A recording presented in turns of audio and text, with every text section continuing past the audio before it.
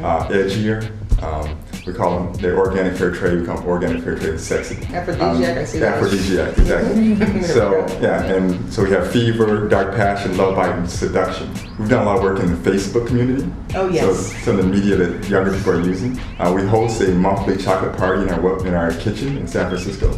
And the majority of people there are coming to us through Facebook. So it's really opened up a whole new market to us. Sure. People who wouldn't normally buy our high-end product, but are really interested in this lower price point. The other thing that this does is opens doors for us in terms of retail. Walking in and talking about a high-end product that has a brand that people are not familiar with can be challenging to get people to put it on their shelf. Sure. Talking about lower price point product that also is more shelf stable, much more shelf stable. The chocolate bars that last forever. Opened a lot of doors for us. So we can lead with the chocolate bars. We believe we can bring in our high-end product later in certain instances. Our primary target is who we call the urban mommy, and it's a mom or dad that works, single working family, double working family, and they're health conscious and they care about what their child is eating, and maybe they don't always have the time to cook, so they use a Puffit to feed their child while they're eating something else more sophisticated. Or they feed it to them at every meal, they put in their lunchbox, done. Grocery stores really like it if you market with them. And that's sort of something that we've run up against. Everyone wants you to market with them. The distributors want you to market in their monthly books. The stores want you to market in their flyers.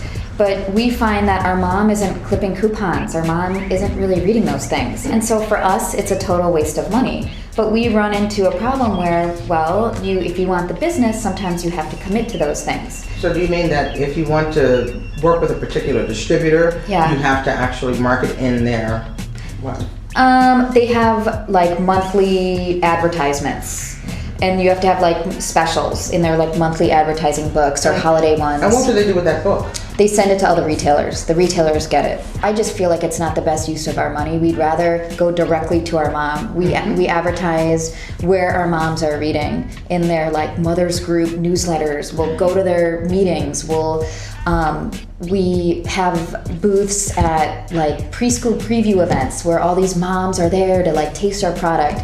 We love to advertise, we love to give away free food and to have them try it, but it has to be at the right, the right venue. Know your target market. But it's this balance because everyone wants to be happy, and your distributors and your stores are supporting you by buying your product, and what I've learned is that they see being supported through the same channels that have always worked for them, which are, maybe in-store demos or advertising in their flyers, but I think the world's a very different place today.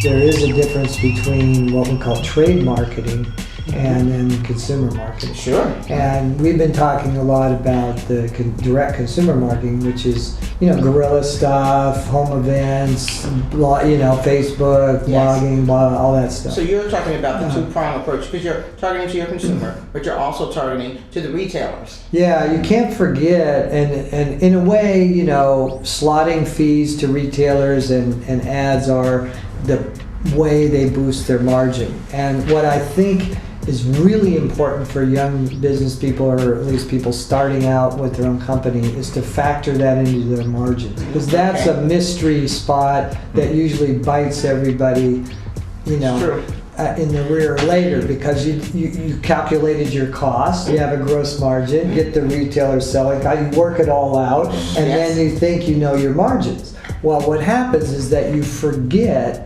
what it really takes to grease the skids with the Get it through. And in beverages, it's really, at the end of the day, a minimum of $2 a case. So if you don't factor in $2 a case, now you can spend that in what they call manufacturers' chargebacks. You can spend that in allowances, like a case stack allowance. You can spend that in a buy three, get one, blah, blah, blah. At the end of the day, though, what you're really doing is discounting the product, and thus your gross margin. Yeah, absolutely. And if you don't figure that, that's what ends up really hurting people. I remember talking to someone, I said, you have to understand the price that you're selling to a distributor